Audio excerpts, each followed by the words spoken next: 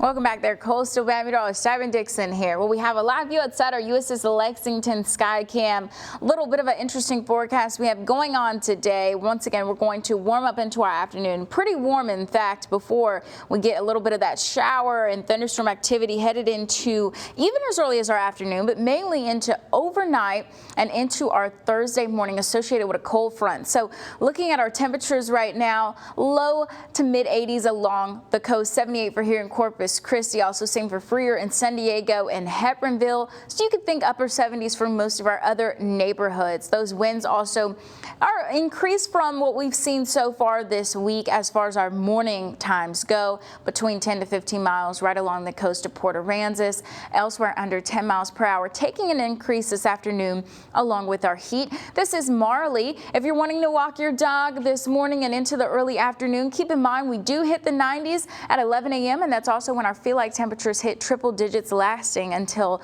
6 to 7 this evening. Still a south wind before we get a little bit of that wind shift to the north after our cold front pushes through our neighborhood. So looking at those feel-like temperatures, we're going to hit the warmest part of our day between 12 and 6, usually between 2 to 4 for actually the warmest part. But we have that feel-like temperature in the hundreds starting at 11 a.m. through 7 today. Even with those showers that we can expect even in the afternoon, we have a warm day, in fact. Now with those forecast high temperatures, we take a dip Thursday once again because of the cold front, and we slightly even out into our Sunday before going slightly above normal, headed into our new month of October next week. With those rain chances, once again, Wednesday and Thursday, best days for rainfall this week, between isolated, widely scattered for us.